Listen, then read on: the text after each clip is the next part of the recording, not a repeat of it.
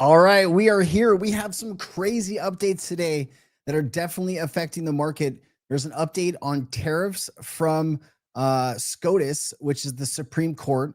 We have an update on GDP numbers in the US for last quarter, and it was revised down by a substantial amount, kind of showing where the economy probably really is. And then we have a lot of updates. There was another meeting at the White House yesterday about regulation, and we're getting some new information about that meeting that sounds like the White House is now putting pressure on the banks to get a deal done. It sounds like the banks are the one holding back from this getting kind of over the finish line. So I'm going to go through all of those things and try to give you some clarity and information about what's going to be happening maybe over the next few days, few weeks, few months here. It does feel like the Clarity Act is getting to a point where we should see something done maybe in the next few weeks. I know there's a date kind of right around the end or beginning of April that people believe that this will get done. On Polymarket, I believe it's up to like 83% chance it gets done. There was an interview, I believe it was Wednesday, that there was the World Liberty Financial kind of summit.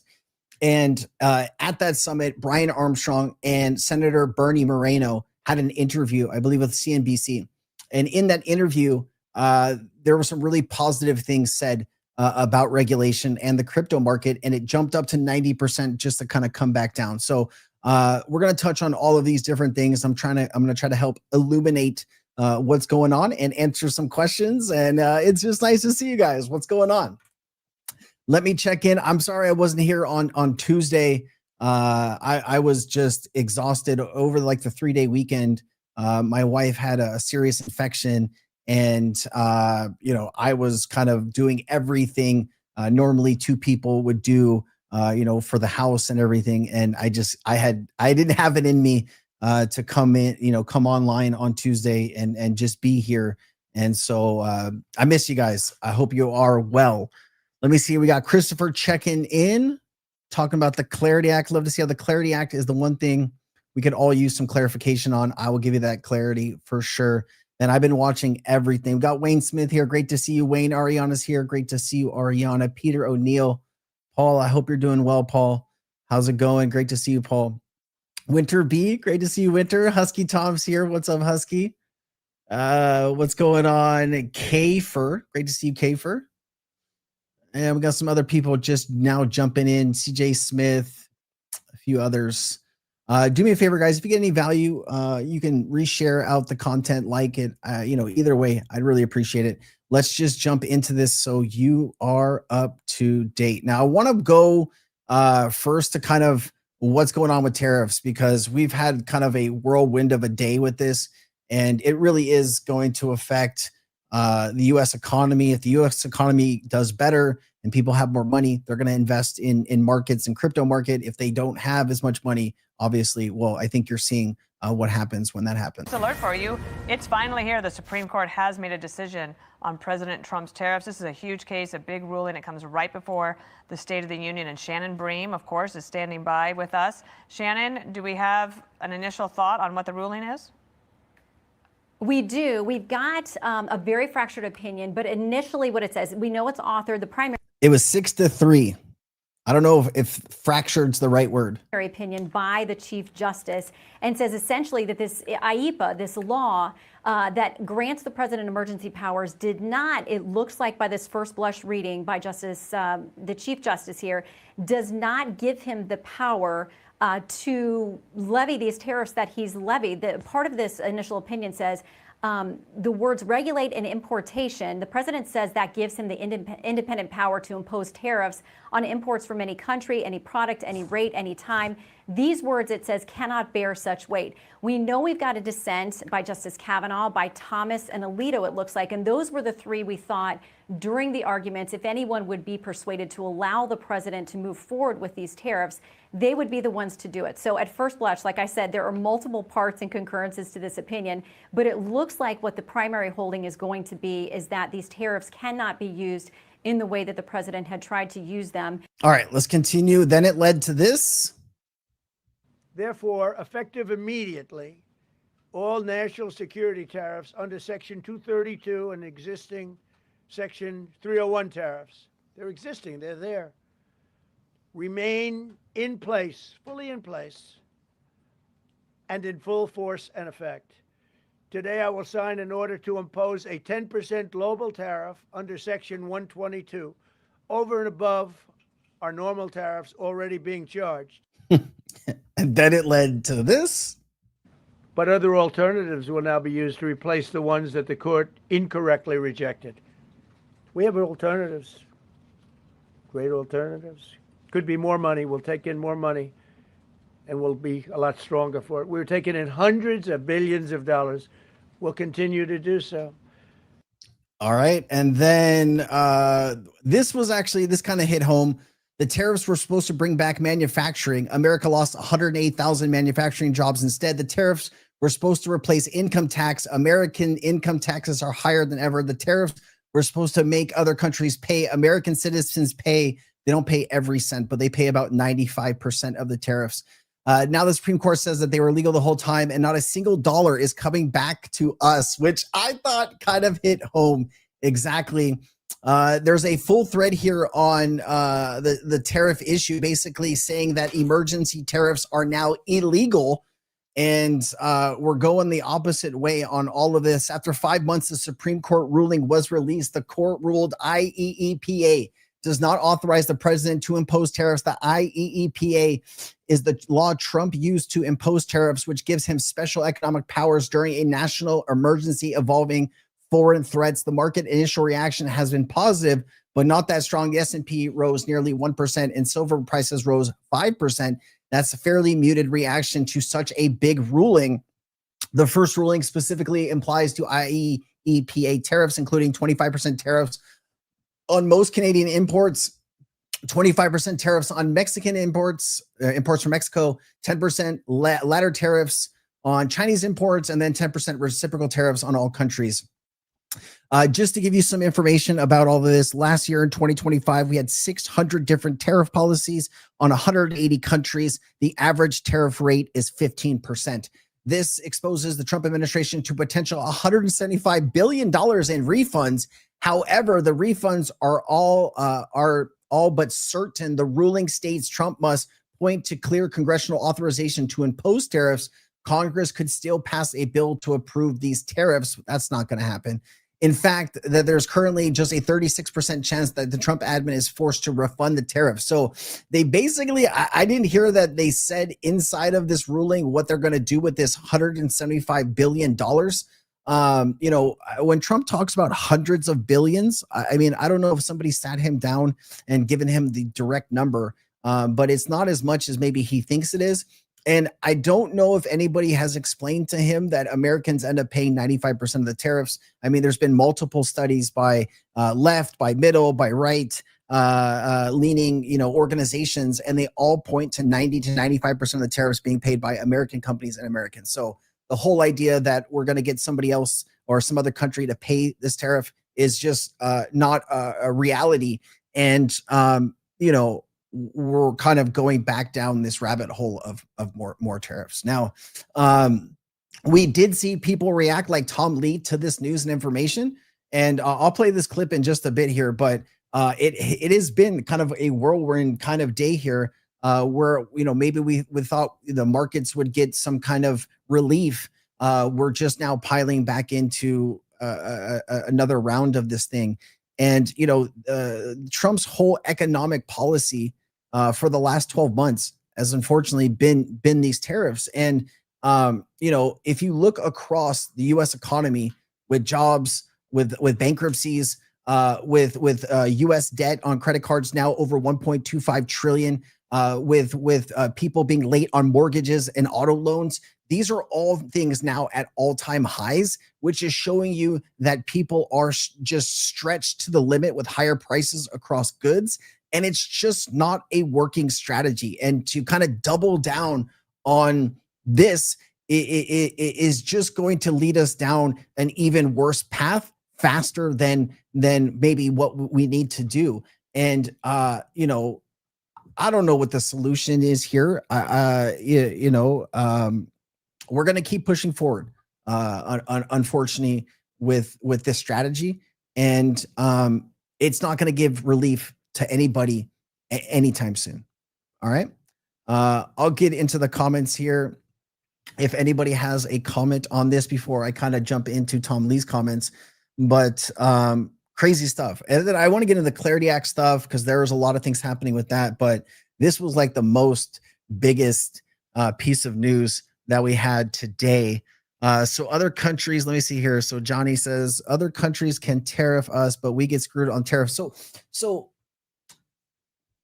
yes and no, right? I think so. So Congress is put in place to set tariffs, okay?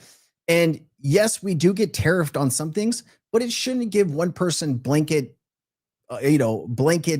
approval to tariff any country on just a whim. Usually when you're tariffing a country, you have information and statistical, stats on why this specific good should be tariffed, like Chinese energy vehicles coming into the US. Those should probably be tariffed because you don't want to see the US electronic car whole manufacturing thing just be blown out by cheap Chinese electric cars, right? So that's something that probably should have tariffs. But to have somebody kind of, if you don't like what a country is saying or doing and just out of like thin air come up with a random tariff rate, that's probably not a good strategy for the overall economy, right? So that is why Congress's job is to set tariffs. And so I guess we can agree to disagree on this point, whether you think it's good or bad. I think you can take a look at the rest of the economy and say that maybe this hasn't been the best strategy going forward, and maybe we should change or pivot to something that is going to work, because obviously this hasn't. Fair enough. Yeah, I did play that, Scott. I did play that already. All right. You know what? Here you go. I got some more information here. Give me a second. Here's the treasure. Also like to take a moment to address today's Supreme Court ruling, and I would note that I did not change a single word in my speech post the ruling. President Trump will always put our national security and Americans first. And as I have said before, the president has multiple tools in his toolbox. Let's be clear about what today's ruling was and what it wasn't. Despite the misplaced gloating from Democrats, ill-informed media outlets, and the very people who gutted our industrial base, the court did not rule against President Trump's tariffs. 6 justices simply ruled that IEEPA authorities cannot be used to raise even $1 of revenue. This administration will invoke alternative legal authorities to replace the IEEPA tariffs. We will be leveraging Section 232 and Section 301 tariff authorities that have been validated through thousands of legal challenges. Treasury's estimates show that the use of Section 122 authority, combined with potentially enhanced Section 232 and Section 301 tariffs, will result in virtually unchanged tariff revenue in 2026. All right, and then here's another clip. Do you have to refund $175 billion? Think of it, Peter. Very fair question. They take months and months to write an opinion, and they don't even discuss that point. We've taken in hundreds of billions of dollars, not millions, hundreds of billions of dollars. And so I said, well, what happens to all the money that we took in? It wasn't discussed. Wouldn't you think they would have put one sentence in there saying that keep the money or don't keep the money, right? I guess it has to get litigated for the next 2 years. What you're saying is, are you saying that you don't plan to honor refunds for companies that file for them? I just told you the answer, right? I told you the answer. It's not discussed. We'll end up being in court for the next 5 years. All right. And then here is actual economic data on how good the tariffs have been. Overall, most serious studies find that President Trump's tariffs had a net negative for the U.S. economy, with clear costs to households and modest to negative effects on growth, jobs, and real income, even though they raise significant tax revenue and protect some industries. Tariffs work like a tax on imports, and the evidence shows that most of that cost is passed through to in higher prices for consumers and intermediate goods. furniture, clothing, food, electronics, and autos. The Tax Foundation and similar analysis estimating that the existing Trump-Biden trade war tariffs have cost the average household $600 to $1,000 per year in added tax burden alone, with the total welfare loss higher once you've included reduced choice and lower income. Most recent work tied to the 2025-2026 tariffs rounds estimates annual hits roughly $1,300 to $1,700 per household in lost real income. For 2018 to 2019, well, this is going back to his older kind of tariffs, but I mean, there's a ton of information out that this isn't great, right? And now here, check this out.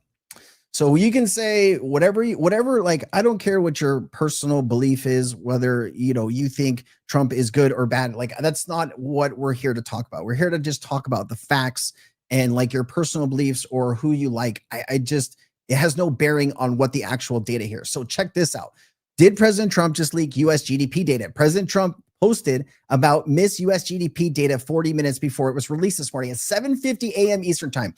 Trump posted that the Democratic shutdown cost USA 2 points in GDP. Earlier, 40 minutes later, the U.S. published Q4 2025 GDP data, which was massively missed expectations. So they reported 4.4 GDP growth in Q4 2024, and it was actually 1.4, a 300 basis point decline. 300 basis point decline. That is astounding. All right.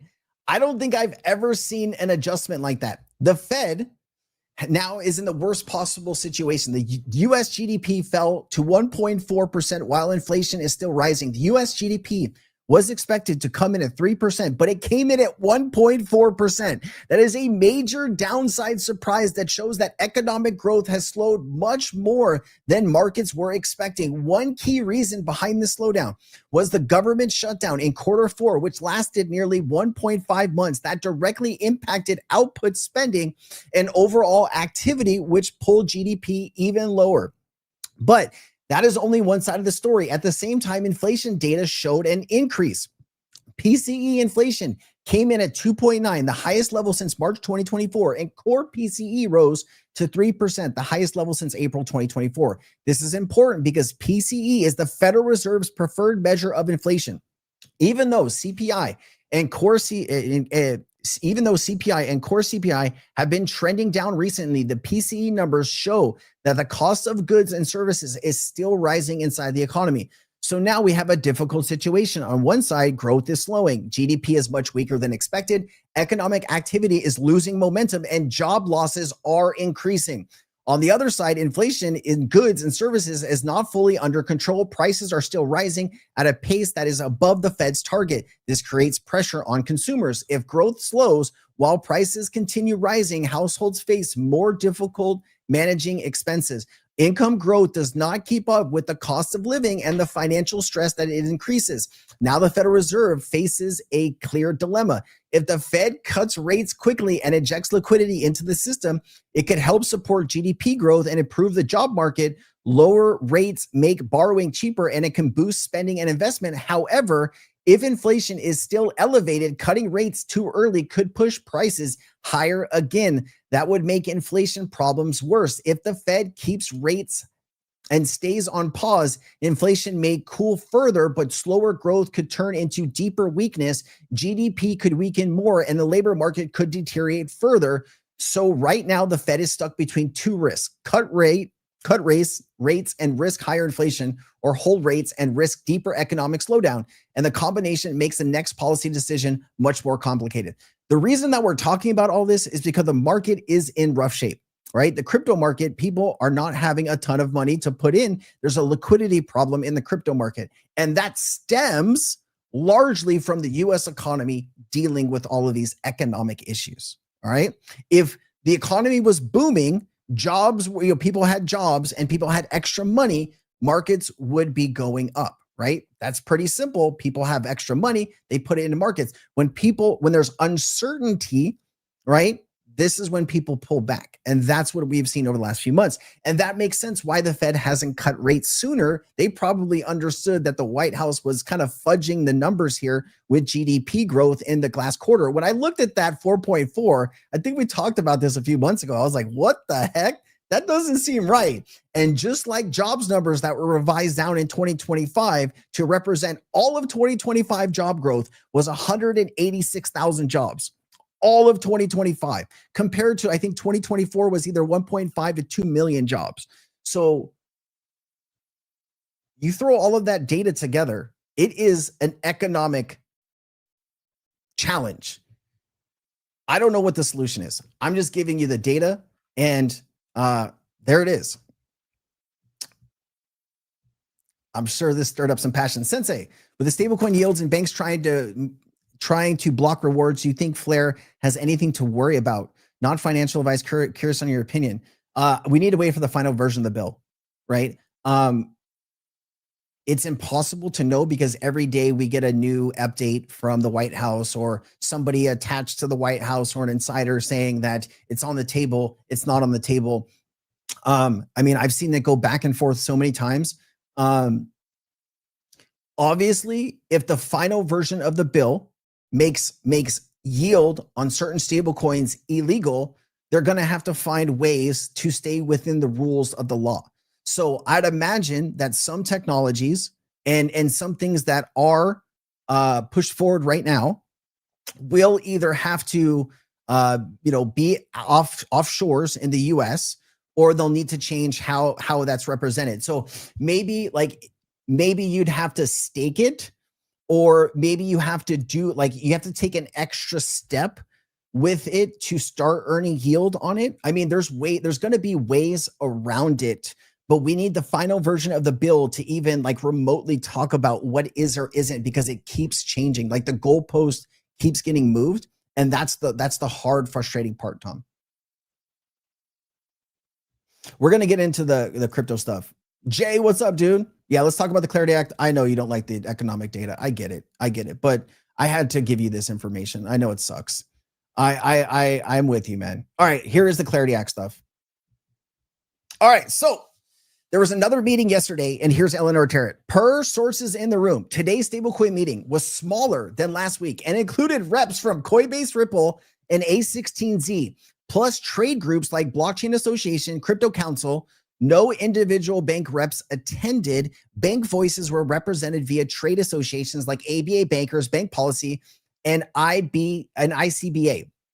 Public statements from attendees are once again being described as productive and constructive, but what does that actually mean? Sources say that there was notable difference today. The White House took a leading role in driving the discussion rather than letting crypto firms and bank trades steer the discussion as in prior meetings.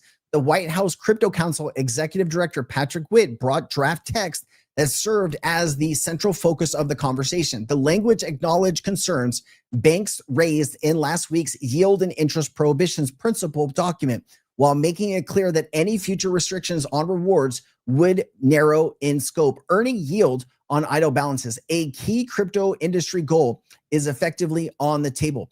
The debate has narrowed to whether firms can offer rewards linked to certain activities, right? So they're still debating this part of it, right? Tom, that's why I said it's really hard to answer your question. It'll be interesting to see if the banks win here or if the crypto industry wins. One crypto side attendee told me that banks' concerns appear to stem more from competitive pressures than deposit flight. So I found this incredibly interesting. When I read through this whole thing, this stood out the most to me. Over the past few months, we have heard that the number one thing that banks are pushing back is they're worried about deposit flight. What that means is if stablecoin companies are allowed to pay yield on just holding a stablecoin, such as you're holding, or let's say RLUSD on Uphold or Coinbase, and because you're doing that, you're getting 3%. Banks were saying that they're worried that deposits are going to leave the banking system for this kind of new banking system in a way, right? And that would cause the banks not to be able to have money for loans or other banking activities, okay? Now we are hearing that it's more concerned about competitive pressures and banks, having the edge than it is deposit flight, which is a turnaround, right? Because they've been selling us this story that it's really about deposit flight when it's actually banks don't want to compete for your deposits, which, it makes sense, right? And so, which has been framed as the original worry. A bank side source told me that they're still pushing to include a deposit outflow study in the draft, one that would examine the growth of payment stablecoins and other potential impacts on bank deposits. The same source said that they were encouraged by proposed anti-evasion language that would give the SEC, Treasury, and CFTC authority to enforce a ban on paying yield on idle balances with civil monetary penalties of $500,000 per violation. Now, this was alarming, right? This is per violation. So is this, let's say you are XYZ company and you have one client that, you are paying a stablecoin yield to, and that's a 500,000 violation per day. But what if you're the same, institution that's offering this yield to 100 clients? Is that 100 violations at 500,000 per day, right? Like this needs to be clarified some. And they're trying to put a huge penalty in there to make sure that nobody is able to offer these yields. Now, this is just idle balances, right? Just holding the coin, the stable coin, not doing anything with it. So, not staking it, not using it in any type of DeFi. I mean, there's going to be ways around this, but you're going to have to take an extra step, right? You're going to have to do something with that stable coin to produce the yield, not just hold it on a platform. So what's next? Bank trade groups will brief their members on today's discussion with engage whether there's room to compromise or allowing crypto firms to offer stablecoin rewards. One source said that the end of the month deadline doesn't seem unrealistic, with talks set to continue in the coming days. All right. I heard that they took the cell phones away from people in this meeting too. And I thought it's interesting, right? You have Ripple, Coinbase, and A16Z there. It doesn't matter how big or small the meeting is. Ripple and Coinbase and usually A16Z tend to be in every meeting, which is really interesting, right? It feels like they're the ones that are leading the discussion for the entire crypto industry. Now, part of me is thinking, who's there representing us? I don't know. Part of me is like, a company like Coinbase, a company like Ripple, they're representing us, right? But at the end of the day, they're representing their shareholders, right? And what's good for their companies. And so, part of me is like, why don't we have representation? And part of me is like, I hope we are being represented, in these meetings. So, man, it is crazy. All right, we have Forever Changed My Mind gifting 5 subscribers. Thank you, or gifting 5 memberships, man. Thank you so much. I really, really appreciate it. That's a huge give, and I know the community is very thankful. Let's see here. OSOK, the stablecoins using treasury bonds as reserves is the primary reason that the admin is pushing for the Clarity Act to get passed. Stablecoins using treasury bonds as reserves is the primary reason that the admin is pushing for the Clarity Act to get passed. Well, I mean, like the stablecoin rewards, that should have been part of the Genius Act, right? I don't know what banks were doing. Banks were a part of the conversation when the Genius Act got passed. And if you're having this conversation about stablecoins, why are we having this conversation months later on the Clarity Act, right? Like, it doesn't really make sense. This is a stablecoin issue. It should have been worked out when we passed stablecoin legislation. And so it's a very uncomfortable place, but that's where we are. Let's see here. Big Kahuna says the senator who was on Brian Armstrong. So yeah, Bernie Moreno is the guy's name. So that banks could issue their own stablecoins if they were interested in losing deposits. Yep. I mean, it feels like the momentum is shifting. I don't know if I did a video earlier today with all of these updates with the industry. I don't know if I have the hold on. They continue to ban stablecoin yield. Banks have already lost. Here, I got a little bit more information on this. Let me just go through this really quickly. This is from Paul Barron. Just heard from my DC sources, the White House is now leaning on banks, and the banks are holding the Clarity Act hostage. They continue to want to ban stablecoin yield because they are scared of competition. I expect them to cave soon. Banks have already lost trillions to fintech because their products suck. It's not, nor will it be, a deposit flight. They're just trying to lobby away a better deal for everyday Americans just to protect their own pockets. I think it's from everyday Americans. Congress, don't let the US become the graveyard for crypto while the rest of the world dominates. Choose innovation over banker bailout. So there is a lot of conversation that the banks are now the ones holding this back. The White House, from what it sounds like from insiders, I mean, I'm not in the room, right? So it's impossible for me to know for sure, but it sounds like from like the Eleanor Terrets of the world and the Paul Barrons of the world that the White House is now putting pressure on banks to figure this out, get this done. So I don't know what that pressure looks like. You know, I'm sure some of these banks do not want the federal government kind of sniffing around what they're doing. So maybe there is some additional things that are being done behind the scenes to get banks over the finish line.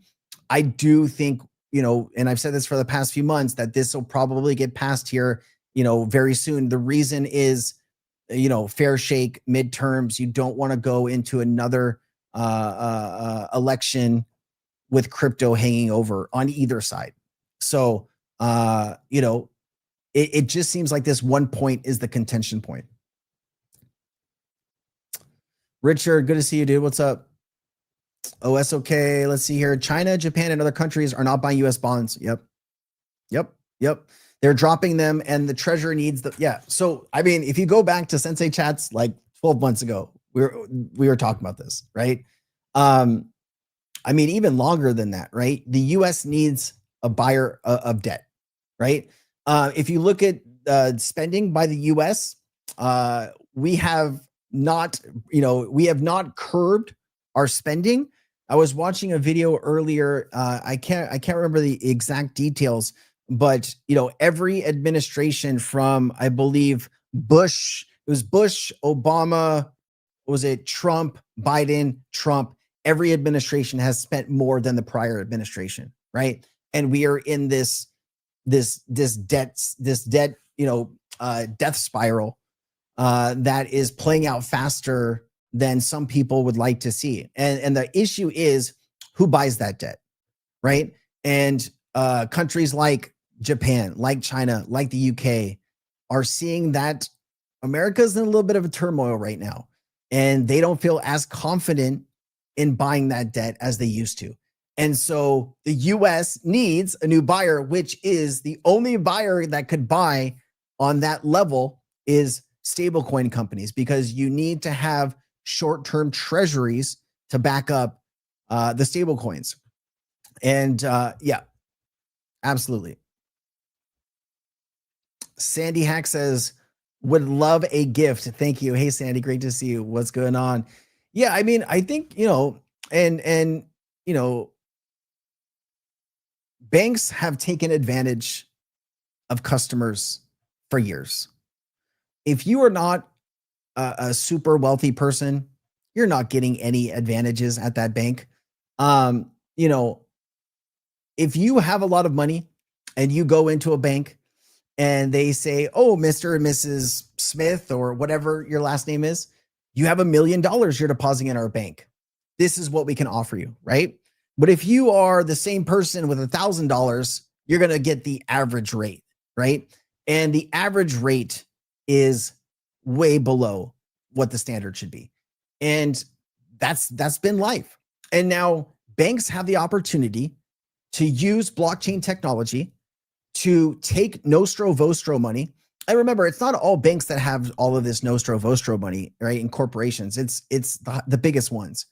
They're going to be able to take that money, move it into a yield-bearing stablecoin, earn, right? And then when they only need to send the payment a few seconds before, switch it back over into like an RLUSD or USDC, send the payment and just round robin it. We looked at the numbers on this, and you're talking about hundreds of billions of dollars can be made per year collectively if done right. And I think that's where they need to work to unlock. And it feels like banks are not taking the long-term view on that, right? It's like they're shooting themselves in the foot here when they could take, and I remember most of this is like customer deposits, right? I don't know. It is a frustrating process that is playing out in real time, and we're trying to keep up, with the information. I mean, I'm online, 12 hours, 14 hours a day, some days, and it changes daily, and I try to keep up with that as best as I can for you guys. And we're just day by day taking it piece by piece. Yeah, I mean, it does help, right? You do have a voice. And, I know that sometimes we think that we don't, or maybe we don't, we have like no following, or who cares? Like if you are a voter in a state and you need to just Google or look up and call them, right? If you're not in their state, they're not going to talk with you. I've reached out to a few senators and Congress people not in my state, and they're like, you're not in the state, like, because they want your address, right? When you try to reach out, they ask you for your home address. And if you're not in their state, they're not going to talk to you. But if you are in their state, you are the person who maybe helped them get elected, right? Maybe you voted for that person. They'll talk to you. So, pick up the phone, do something, right? We all can do something. Brian Armstrong is a hero. Hero's a little stretch. I think Brian Armstrong is doing what's best for Brian Armstrong Coinbase, right? Like last quarter, Coinbase lost, was it like $600 million? That's an alarming number. That's a big number. There are multiple avenues, multiple products that Coinbase has that if legislation is not done correctly, those products could be not legal, right? And so Coinbase wants to make sure, since they are the largest exchange in the United States, they want to make sure that whatever happens with regulation, that their products are fine, right? They've spent millions, maybe tens of millions of dollars getting the products where they are, and they don't want to, blow that money out. So we'll see, we need to get more information on all this, but it is, what's frustrating? Like, we have all of these positive things going for us. Why are crypto prices back like levels we haven't seen for like 2 years? I mean, I think we know why, but I'm just frustrated that we are here when we could be, and I've seen more conversations in the last maybe week or two about, people talking about what the impact of Clarity Act is actually going to have on the crypto market and prices in the short term. Some people are bullish and they think it's going to have a major impact. And some people are, think that maybe this is just another narrative. Now, personally, in the short term, I think it could have some quick FOMO, but I do think the rulemaking and all of this stuff will take some time. So, obviously getting regulation across the finish line in the US will have a bullish momentum to it. But can the economicness of the United States now push forward and help push that, crypto industry to all new time highs? Like, is retail going to have the money to do that? Or is this all going to come down to institutions? And I think that's what still needs to play out, right? Here, I got some more stuff to show you. Yeah, here you go. Sentiment. in crypto. You touched on it a little bit in your prior answer, but the fundamentals, the adoption, the institutional investment keeps getting stronger, keeps getting bigger and building, but the sentiment has never been worse. And this divergence seems to continue to widen. What do you think needs to happen to bring back some of the investor attention and to revive some of the sentiment that we've seen? What are you looking for as a catalyst to sort of shift the narrative here? Higher prices. I know it sounds like a joke, but there's no better advertising for Bitcoin or any other asset than higher prices.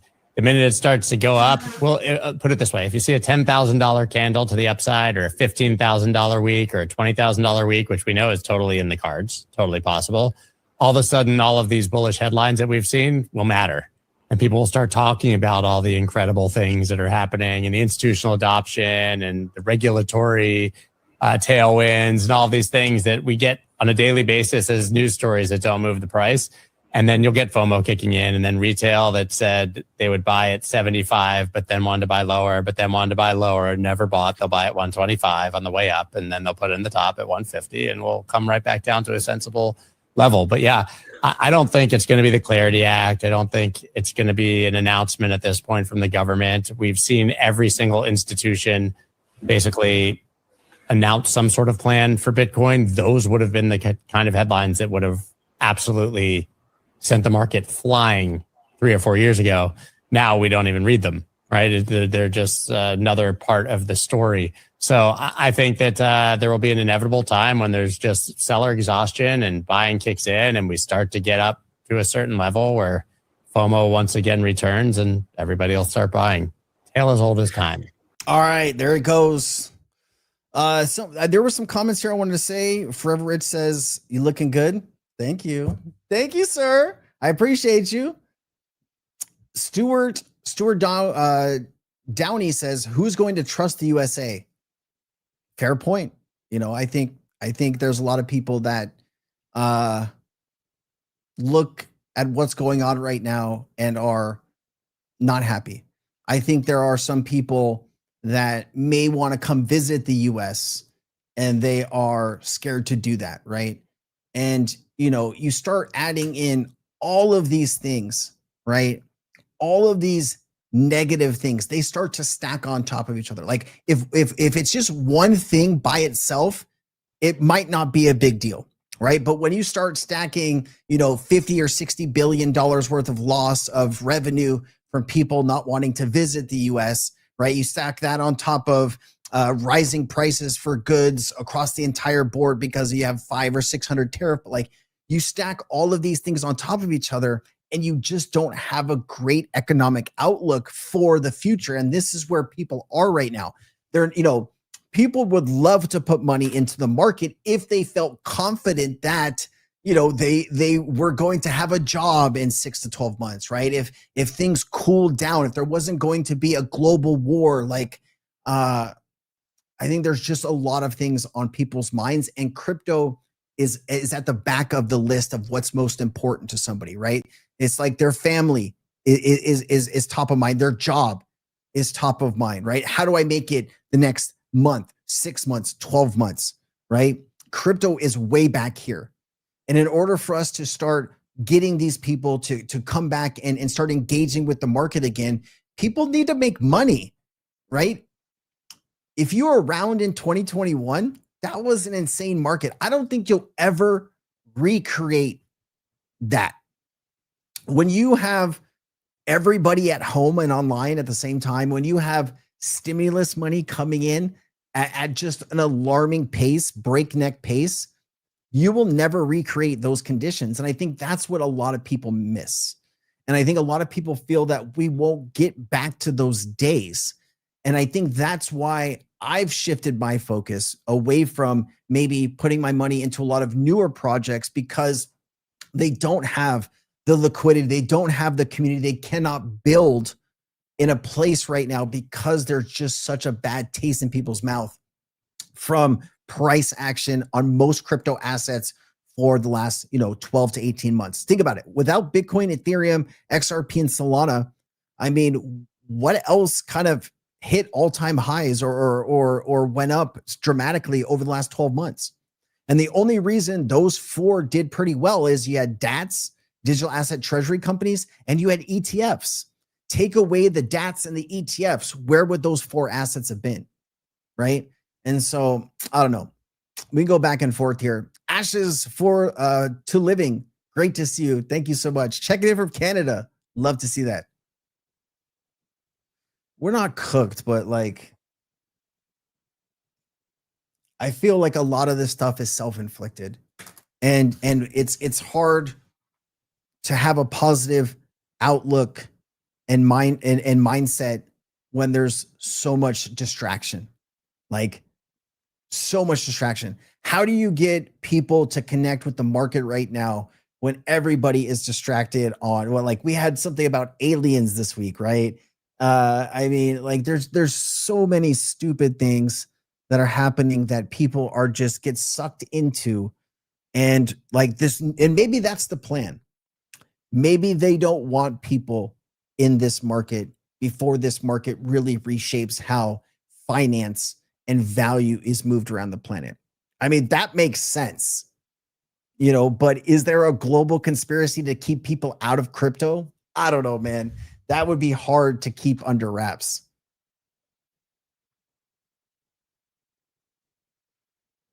Let's see here. We have,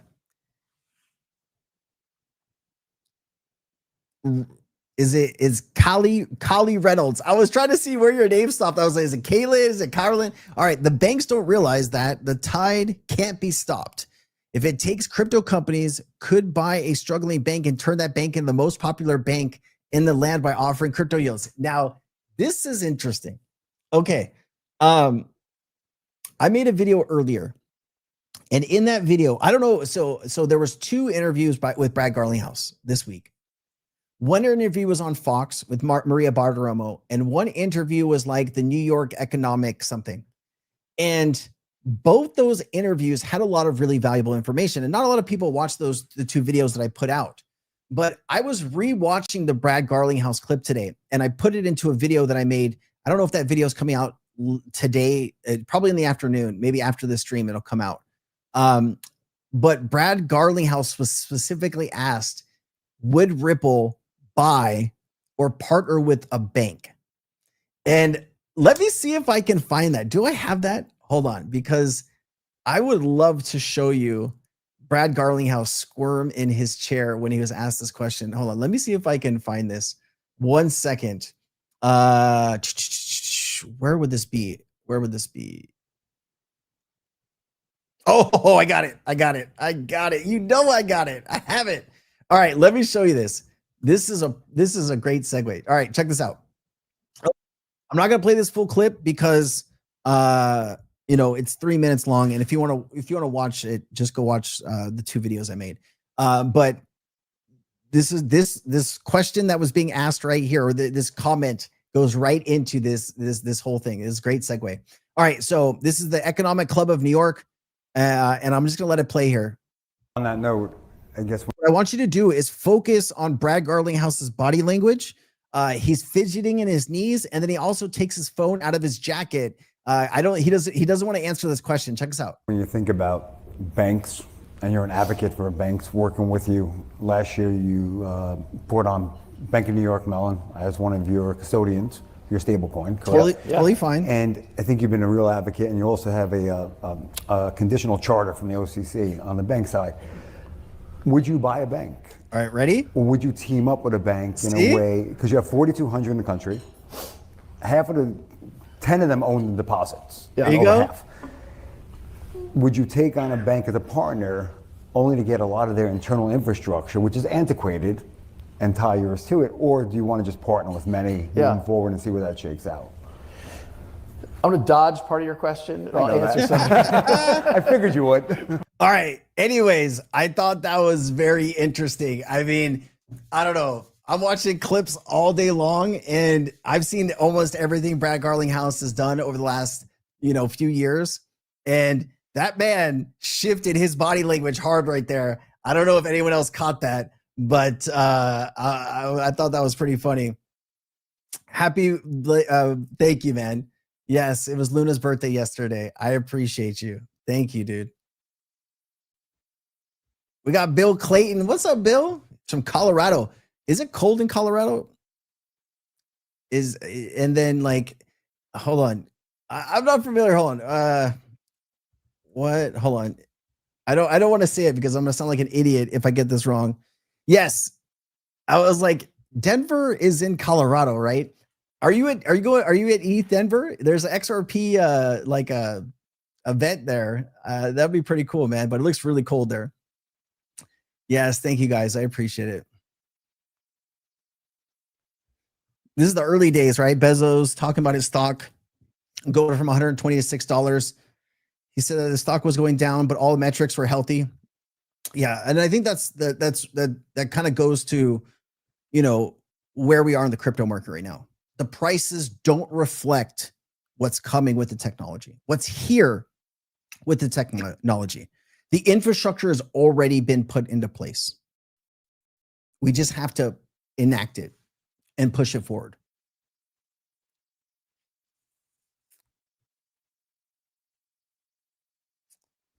All right. What's up from India? Nice to see you. I didn't want to butcher your name. Sorry. We got, hey, my brother from another mother, XRP Nyan from here from Sylvan Lake, Alberta. What do you think about the price of XRP in April? Man, I don't know. Like, if regulation gets passed, it could give XRP a bump. If regulation is, you know, stalled by banks, you know, for longer, we could have another dip. I mean, it's so impossible to know how this is going to play out, right? And I think anybody with an XRP price prediction over the last 12 months has been completely wrong. So there's so much downside in putting that out, but I don't know what it's going to be day to day or month to month. I do know that after making 2,300 videos on XRP and Ripple and crypto, I know that the infrastructure is real. I know that this change and this shift in blockchain technology is going to reshape how everything is done, right? AI agents. You think AI agents are going to use legacy rails, right? They're going to use blockchain. They're going to use crypto.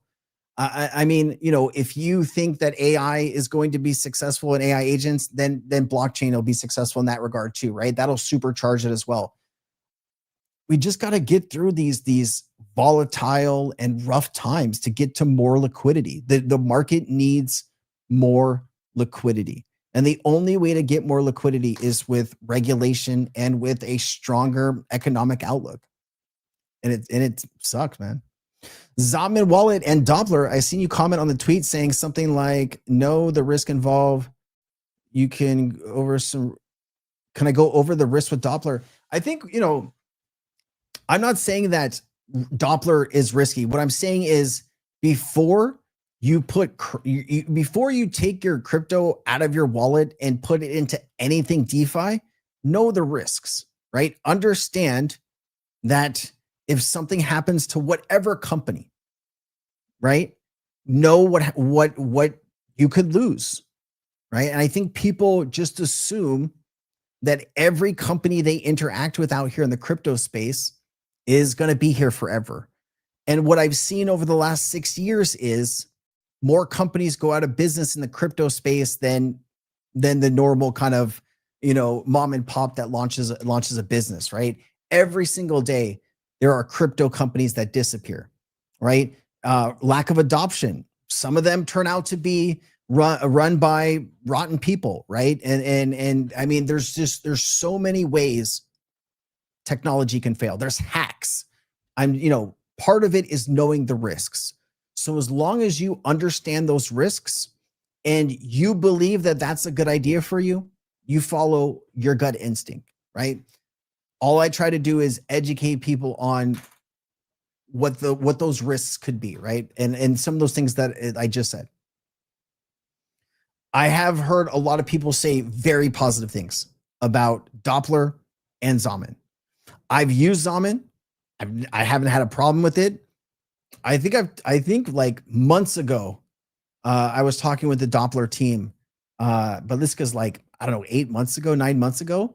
they seem like good people, but I've never met them in person. Like, you know, it's something like when you're talking to somebody online, you can't look at them in the eye and shake their hand and look at their body language and just see if they're a good person. Like, you can't get that same level of connection, right? But they've been building here in the space. And I have a friend that has a lot of his XRP with Doppler, and he always says great things. I'm more of a, I'm just going to hold my XRP. I'm going to keep buying my XRP. And when the market gets a little bit more involved, I'll engage that XRP when it's time.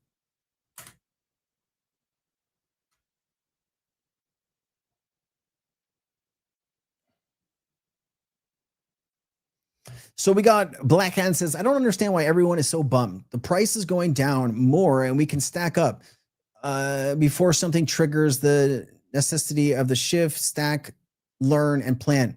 So, you know, I think the people that maybe are a little bit more bummed are the people that maybe have been here a very long time. And I don't know how long you've been here, but you know, if you've been here for like 10 years or 8 years, you want to see all of that time, energy, investment. You want to see that take off. Like, I have a friend that just started buying XRP like 4 months ago or 5 months ago. And he loves that the price came back down, right? He's hoping the price comes back lower, right? He's talking about XRP going to $1, right? And he's out there cheerleading for lower prices because he wants to buy more. So I think it's just kind of who you're talking to and you know what they've been through, right? And people want to know that all of this time and energy and all of this stuff that they've sacrificed, right, to do is worth it in the end. And when the market goes from, you know, 250 to 110, you know, in a few months, people get a little uncomfortable. And I can relate to that. I understand that uncomfortableness. Yeah, it does feel like that, doesn't it, Stuart? It does feel like Rad and Ripple are up to something. Luna is 6. Luna is 6 now. And we're gonna we had a little kind of celebration last night, you know, just my wife and me. And you know, we're going to, you know, make her a little cake this weekend, and we're gonna take her to the beach and do some other stuff. The weather's been really windy here, you know, over the last, you know, 2 weeks, and it's just been a little crazy, especially for a little dog like Luna. She gets kind of blown away. I got to be careful when I take her outside. Yeah, Luna's birthday photo. Thank you. I appreciate it. My wife took some good photos last night. I didn't post it though. I was so tired. I don't know if she sent them to me. No, she didn't send them to me. Oh, freaking Luna. So 3018 Blue says, what's your thoughts on iTrust Capital? I've never dealt with iTrust. I can tell you that when I was, does anyone remember Kevin Cage? Kevin Cage, he used to make content in like 21, right? Or 22. He was talking about iTrust back then, right? And I've seen, I've seen more influencers talking about them, and it feels like they've been around for some time. I can't give you any kind of like personal read on them and their company, but I can tell you it feels like they've been operating in the space for a while, which is always a good sign. I would say, you know, do that extra due diligence and understand everything that you can about them, you know, before you take that journey.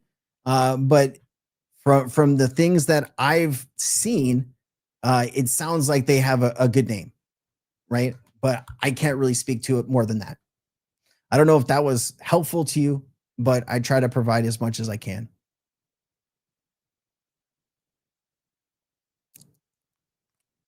Yeah, dude, Flare, there's a lot of stuff happening on Flare. I'm excited to, you know, I feel like every day, like I'm always looking for the next Flare content, you know, like it feels like there's a party going on Flare, all these updates.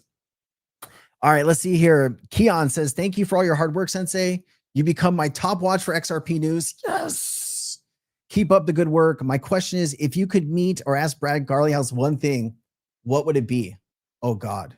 One thing?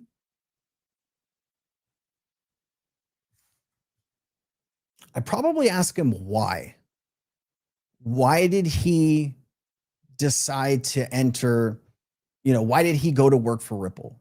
Like, what was his decision making back then? What did he see back then? Right? You're just kind of, off the top of my head, I'm trying to think of a question that I haven't heard a lot of people ask him. Everyone's asked him almost anything. Maybe I'd ask him, what's his favorite use case around XRP? Because you got questions about Brad himself, you got questions about Ripple, you have questions maybe about XRP and how XRP is used inside of Ripple. Maybe what is one of his most favorite moments that he has had working at Ripple that are around like XRP, and maybe that's sitting in a meeting with David Schwartz or Chris Larson and brainstorming about what G Treasury would look like years before, right? We want to get this and that. I mean, I don't know, man. I would just,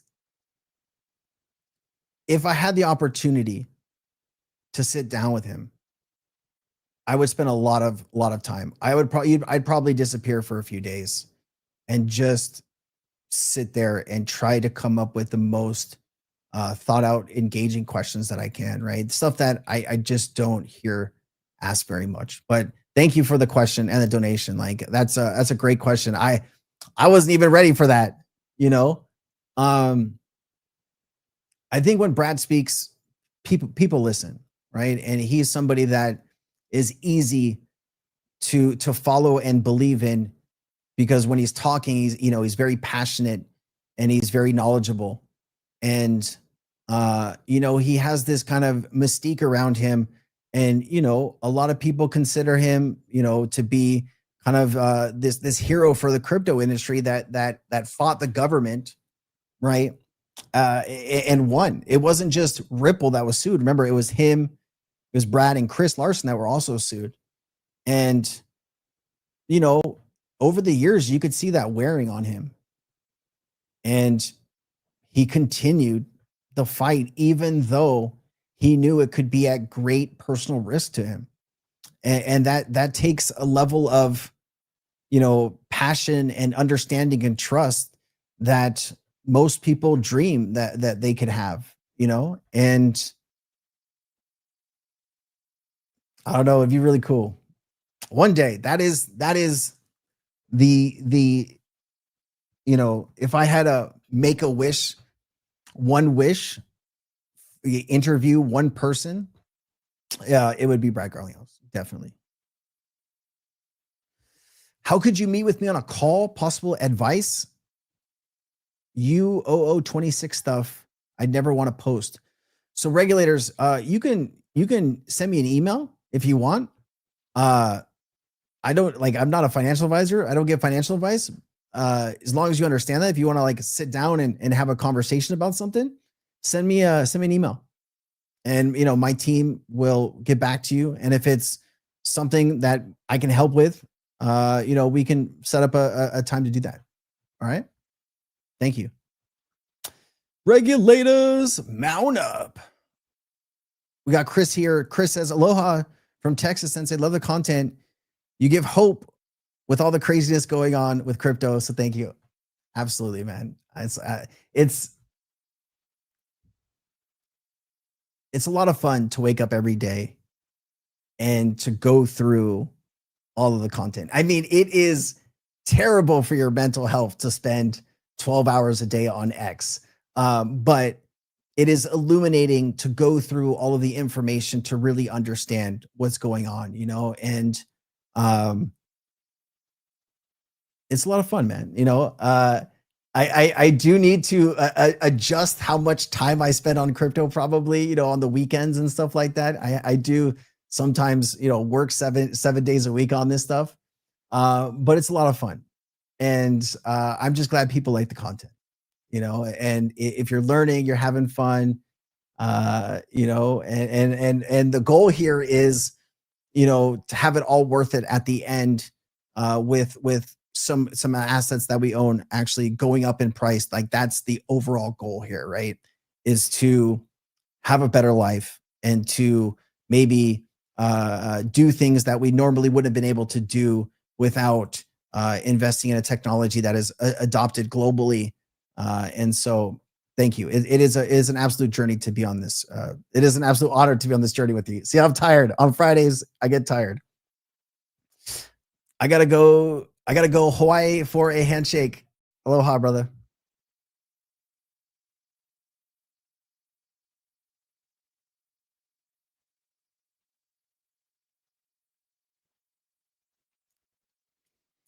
So regulators has a question that says, so many red flags are going off about some of these companies.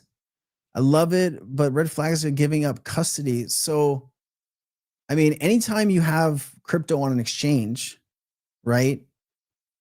It's not just Coinbase or Uphold or Kraken. It's every exchange kind of follows the same rules. And you got to go where you feel you're confident, man. You know, and everybody is going to have a different opinion or comfort level of what they're willing to do, you know. And I was thinking about this the other day. And you know, some people complain that certain exchanges have high fees, right? And when you get a new market in something, right, and you have all of these products, sometimes your fees are a little bit higher because you're trying to offer all of these other things that people actually get a ton of value from. And you go where you feel that you're treated the best, right? I can tell you that in the crypto space, I've worked with a lot of companies, right? And being able to talk with their high level executives and to sit down with them and listen to them and listen to how they work and their approach to things and what they're trying to do for the space. I can tell you that is a group of very passionate people that really want to bring change to the industry, that really want to provide a lot of value to people, things that people can use every day, products that they can use. And that is incredibly moving to see them care that much. And I've been extremely impressed with how their team operates on every single level, right? And if some of their fees are uncomfortable for you, totally understand. You go where you feel that you are treated the best, right? But some people are going to look at what they offer and they're going to say, hell yeah, like we need more of these types of things because that's helping me every day. Like I use my cards to get, 4% back on XRP up to a certain amount. I'm using that all the time, right? 3-4%. I know they sometimes change it. But like I was at Target, XRP, right? I'm buying something for Luna. I'm getting XRP, and it's easy, right? It's just like you're using a debit card. It's just a debit card and you're stacking up these things, right? So reach out if you have any exact concerns, reach out and I'll bring it up to the team and see if we can find some solutions to what those concerns are, right? And sometimes concerns are just misunderstandings of certain things that are going on. And I get that. Let's see here. We got old Black Dad. How's it going, brother? He says, I use Kalo and Brown, have some on F Coinbase for quick sale. They did say some shady stuff and wouldn't let me transfer my crypto. Caleb and Brown, huh? I have heard a lot of very passionate people talk positively and not positively about that specific company. And I don't really know what to make of it. When I don't have my own experiences with their team or their technology, it's very difficult for me to, give any type of value on that specific brand, right? And I don't want to say anything that would do them an injustice, but I understand that your experience wasn't to your satisfaction, and I get that, and that sucks. And I hope you're able to find a place that takes care of you, because that's the most important thing.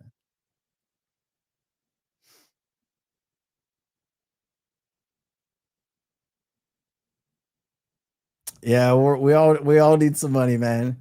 I think we're all in a place where we could be doing a little bit better. Your Luna is July 6th. Okay. All right.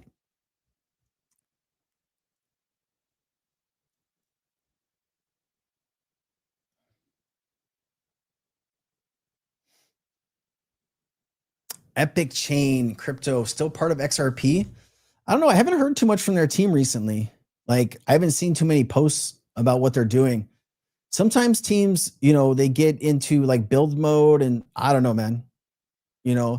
I am focused a lot of my, if I'm bringing new money into the space to invest, I'm buying Flare, I'm buying some H bar, maybe I'm buying some more XRP.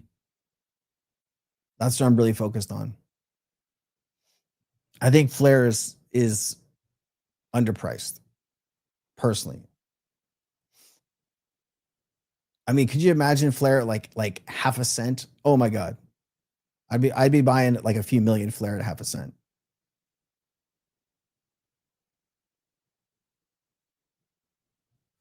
Best time to sell now until strikes to Iran happen, everything goes down another 20 to 30%. Is that what happened the last time US struck Iran?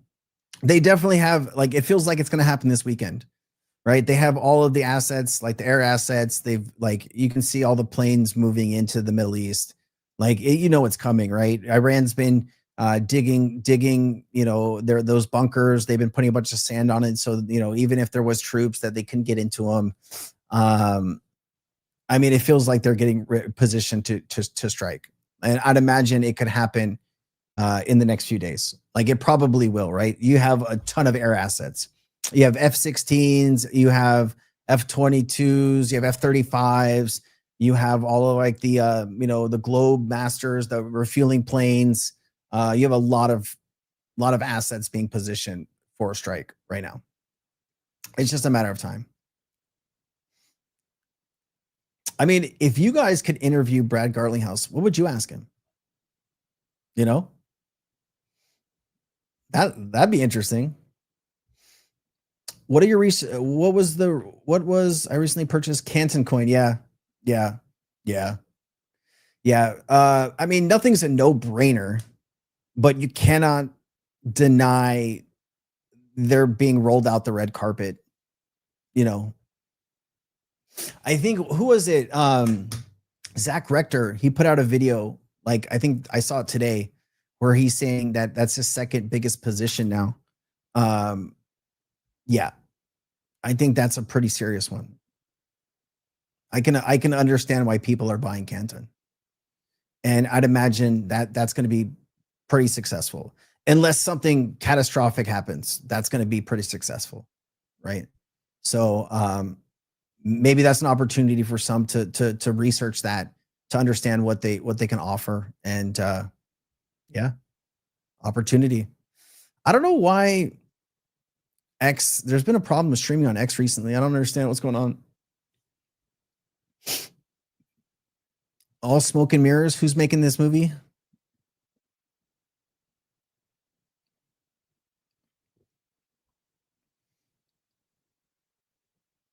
Buy and hold and step away from influencers. Fair enough.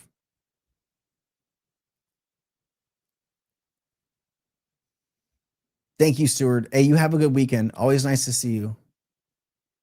CJ Smith, what's up, dude? You need XRP to pump so you can come home? I feel that.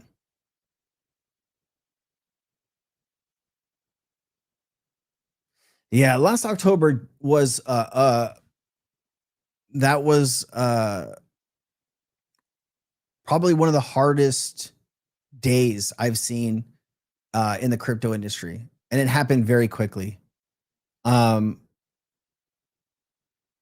It's frustrating because it comes down to failed technology again, and we're supposed to be the technology of the future. And I think that's what happens when you're pushing high yield stuff with oh God, I went through the OKX thing where the OKX founder was kind of saying what happened, and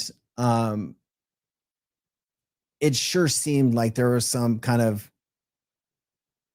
I don't know if shady's the right word, but like there's some stuff there that wasn't right. And I hope that some of that's investigated, right?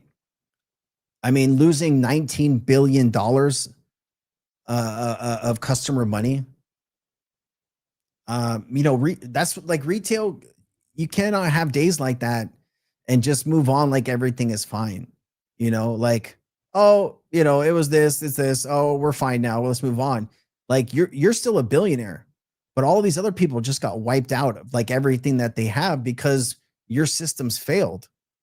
Right? That's a big problem. That's a big problem. And you can blame it on whatever you want, but it stemmed from your exchange, right? And I don't know. I part of that still makes me sick to my stomach. And it's just like how much more of that can retail take, right? And I think we haven't recovered from that. Still haven't. And it's just one thing after another. And you can see people are exhausted. Frustrating.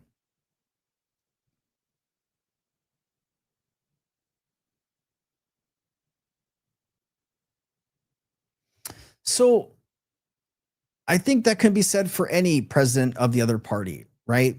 That's the whole thing, is disagreeing with what that person says and does, right? You know, we live in an imperfect world and people are always going to argue about what's best, right? But, you know, Trump's in control. He's the president. Republicans are in control of the House and the Senate. They are in control of the entire government. So any positive or negative things that happen right now, it's their responsibility, right? We're going to have midterms in November, and whether they do a good job or a bad job, that will reflect in those midterms, right? We'll see what happens. It's their opportunity. They have all the power and all the control in all of the world here to do good things. Let's see what happens. I think the last year has maybe not gone the way that they thought it was going to go. And they need to make some seriously good changes pretty quickly. And we'll see. You know, it's their opportunity to show people that they can govern, right? And they can do good things. Politics is a very, very, very hard subject, because no matter what you say or what you do, half the people disagree with what you're saying, right? So I just try to go over the numbers, and I try not to let what my personal thoughts are about a specific person or a specific thing, get in the way. But it's hard not to, right? Like when you're seeing some of these things on TV, and some of it's gut wrenching, and you don't even want to watch it, right? You want to turn it off. And sometimes, like, what is going on? Hopefully that changes, man. All right, I'm stupid bullish on Flare, but thoughts on Canton? I mean, Canton is the no-brainer, guys. Like, no-brainer. The green lighted by the DTCC. I mean, you know, every place I look now, Canton.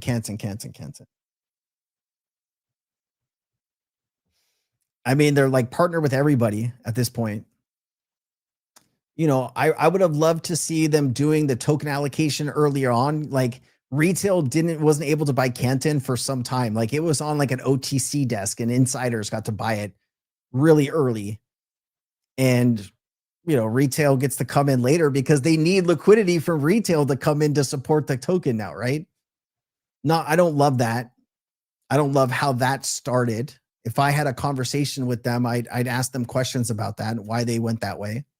I'm sure they have a crafted answer, but you cannot deny all of the connections that they have. And I'd imagine, unless like if something catastrophic happens, they're going to be extremely successful, right?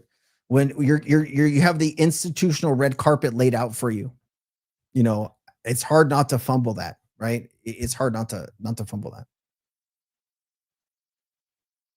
Brant, thank you, man. Appreciate you. Hope I said your name right.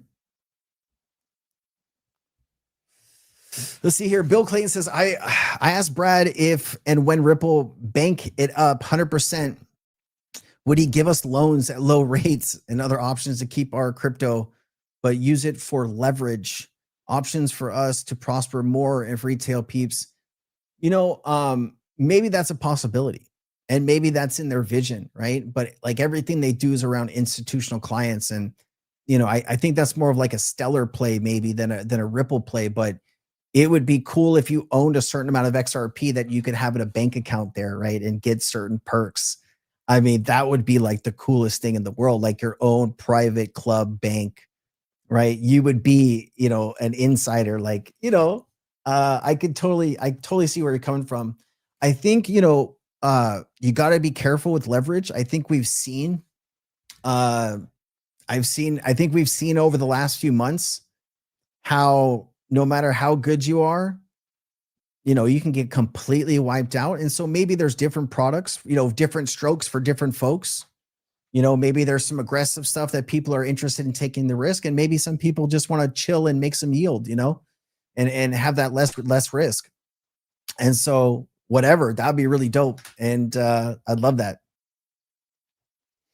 Yeah, I've seen that. I've seen all this conspiracy stuff about connecting Epstein to Bitcoin. And like, I think a lot of people are taking pieces of the files and trying to fit their narratives that they've been talking about for years. It doesn't feel like it's catching on regardless of what their personal beliefs are or what their conspiracy that they believe is. Bitcoin will continue to be successful as long as institutions keep building products around it and offering it to the masses. It would take something like truly catastrophic for Bitcoin to fail. Like if you could connect one of the early developers of Bitcoin to like Epstein, like I think that would be very catastrophic to Bitcoin, but you'd have to like absolutely 100% nail it. And it would need to be picked up on like global news coverage, like really, pushed out into the stratosphere. But then would that be good for the crypto industry? Right. So like sometimes we hope and we maybe pray for something like that to happen, right? Maybe we don't pray, but you know what I'm saying. But we don't realize the unintended consequences of a specific thing happening, right? And so, I always try to look at both sides of what that could look like, and there'd be a lot of chaos and there'd be a lot of panic. And a dropping Bitcoin price is a dropping crypto market price, because people wouldn't know what was going on until like, it caught up, and then people would get deleveraged again and people would get liquidated again. And, you might wipe out a lot of the market. And so, it'd have a lot of unintended consequences. Just gotta be careful. You're doing good today, Scott. You like what I'm saying? I appreciate that. Thank you, man. It's always good to get the the nod from you, man. I hope you're well. I hope your garden is flourishing, man. You always send me some beautiful photos. I'm gonna ask a real question. When are we all retiring in paradise as neighbors? Hey, I'm here already. You got to come to me. I'm already in paradise. I don't know. I'm hoping soon. I would love to see the XRP community flourish. Every single person, whether they support this channel or not, I want to see each one of those people do good. Those are my people out in the world. And it means a lot to me to see those people successful, right? Whether it's in crypto or other places, it's a beautiful thing.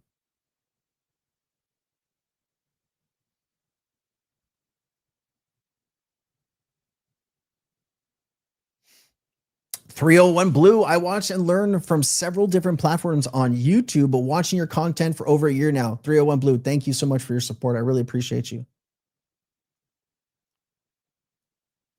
Yeah, I think we're all waiting 420 for Ripple to become a bank and institutional custody and payout yields. I mean, it does feel like that's coming, right? We've done the research. I've done the research on how long it takes to set up a bank. Usually it's about 12 to 18 months. Since Ripple already has connections with NYDFS, New York Department of Financial Services, and you know they're now connected to the OCC with the conditional approval. I'd imagine you'll see that bank set up this year. I'd imagine it, you know, we're almost there. You know, I'd imagine a few more months, you know, I guess it could be longer, but they're moving forward, man. They have the money, they have the know-how, they have the manpower. You know, that's all they need. But the Bankers Association, all of those guys are trying to stop them with everything they got. I mean, everything they got, they're trying to stop them. So I don't know. You just hope the OCC keeps moving forward. That's so important. So important.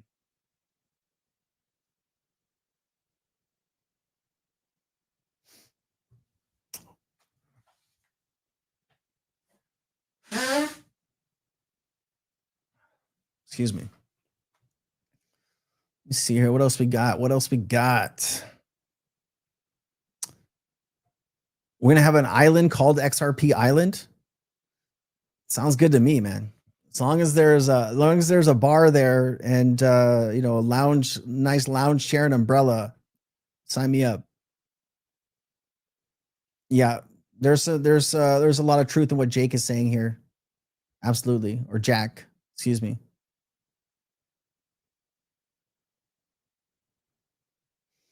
Yeah, I don't think Trump coin helped the situation, right? I mean, why do it? You know, money grab. It wasn't there to support the industry, right? Like that has no value, has no use case. It was a money grab, right? And it's just why? You know, you already have billions. You've already made billions in the last 12 months. Was this really necessary? Probably not. You probably didn't need to do that. But we're here and we'll get through it, man.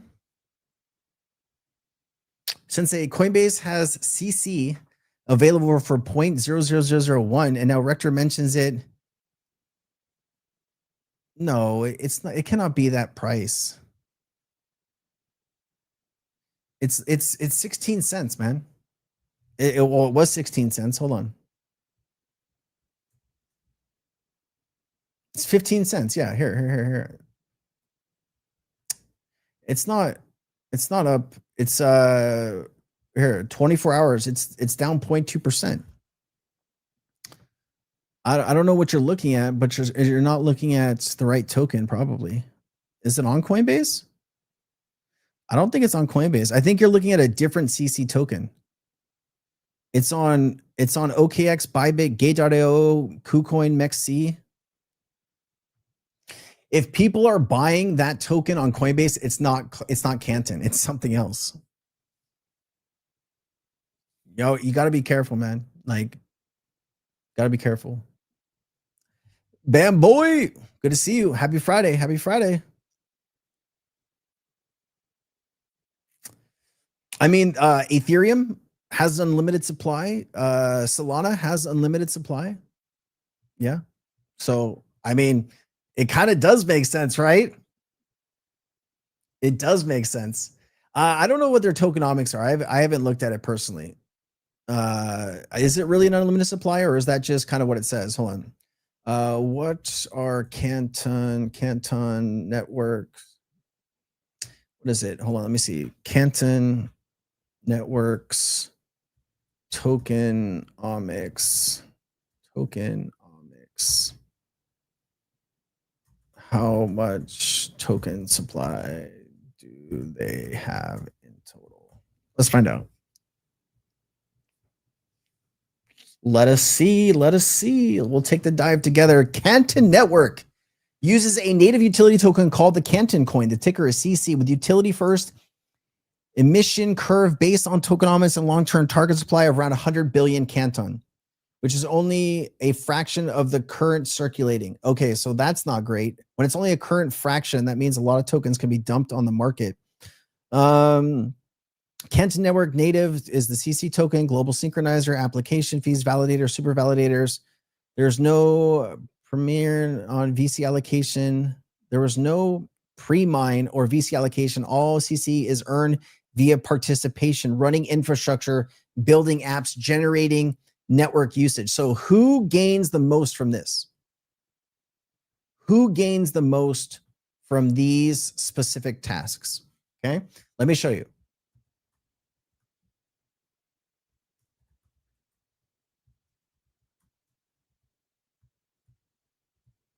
Validator.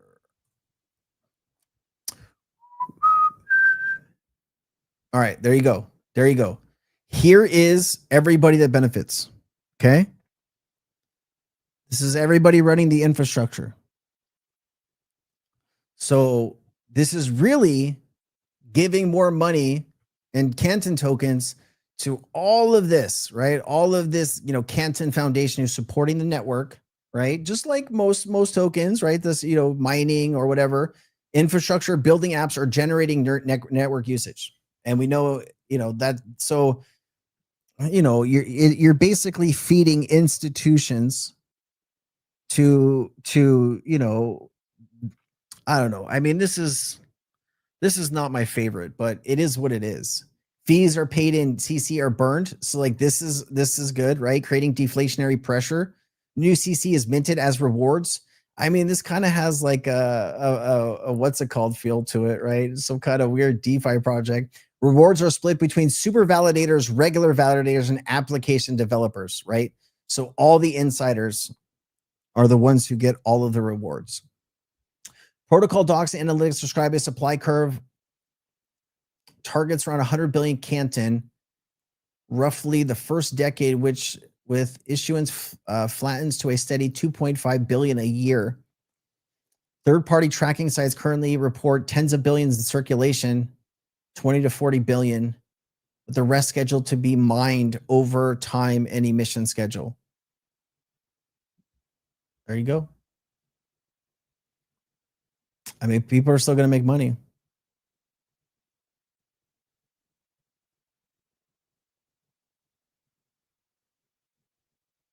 Yeah, I did see that, Ricky. Or Rick. Excuse me. I did see that, Rick. That is true.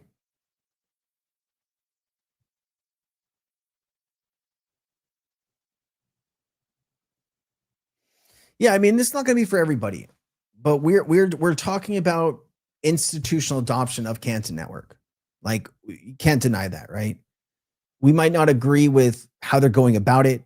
We might not agree with, you know, all these insiders getting additional tokens, running super validators, and, you know, I understand that.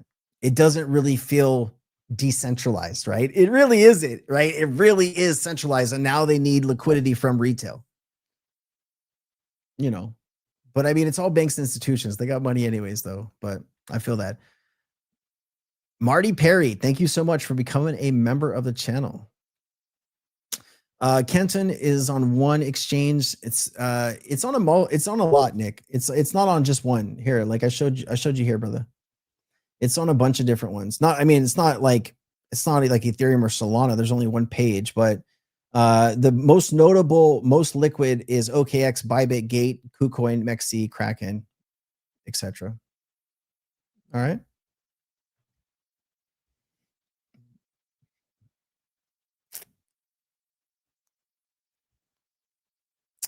He who shall not be named. I'm interested to see what the monthly numbers are on the fund. You know, I'd imagine it's been a rough 2 months on the fund there, but I'm waiting to see what they are, and I'll share those once we know. I know they've been trying to make sure that people don't share those numbers, but you know, if we get them, we'll talk about it.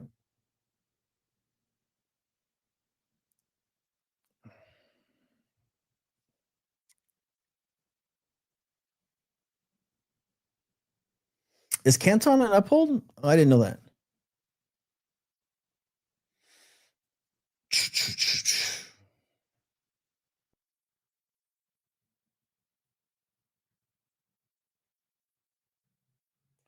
Got a spammer, huh? We do have a spammer. I'm too tired to can somebody put the person on timeout?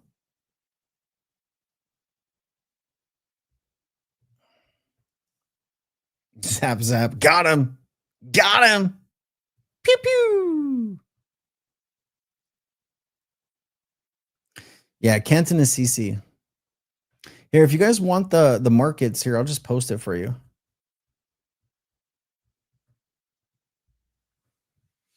Why are people talking about it? It's more the DTCC connections, and I mean they've done a good job about getting their founders interviews with a lot of good channels and getting the information out. They understand how to market, and that's why we're talking about it. What about HBAR? I mean, what about HBAR? I mean, HBAR has everything some crypto projects dream about. HBAR, Flare, Canton, XRP. I mean, those are four mostly talked about cryptos that I see people talking about every day.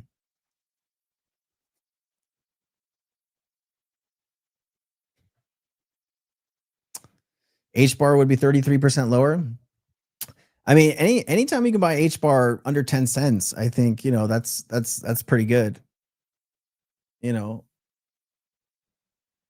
I'm very bullish on HBAR. Yeah, Ondo, I mean, tokenized real world assets, they got a great leadership team. XRP continue bear run. I mean, you definitely can tell that a lot of people are taking a step back from watching content. I can see in the numbers, like in December, some days we were doing like 250,000 views a day on the channel. And I think like the best day in the last 30 days was maybe like 160,000, 170,000 views in a day. Mostly it's like 125, 125 to 150, with some days going below 100. So you can tell a lot of people have taken a step back from crypto. So, we're still here. We're still making content. We're still the most viewed XRP channel. But you can tell that some people have taken a step back, and you need to get those people re-engaged. And it's really hard to do that right now with what's going on. If the Clarity Act doesn't pass, we'll go below $1. It sure seems like that could be a possibility. I've stopped the this could never happen or this won't happen belief in crypto, because soon as you say something can't happen, you wake up the next day and shit, it's happened, and that's tough. More people are jumping into the XRP content space. Yeah, I have seen that. And that's good. We need good content creators. We need people to get the message out, to bring new people in. And if they work hard and they can bring the community together, that's great to see, man.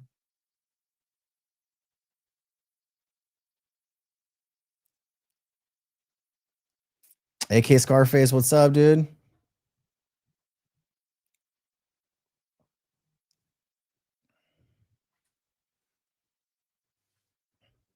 I don't think it's that, though. Like, that's what it is. Like, I don't think people are not watching me to watch somebody else. I think it's just people have taken a step back, like right now with the market sentiment. I mean, you see the coming and goings, right? No stepping back here. I love that, Peter. Peter's got the good energy. Look at that.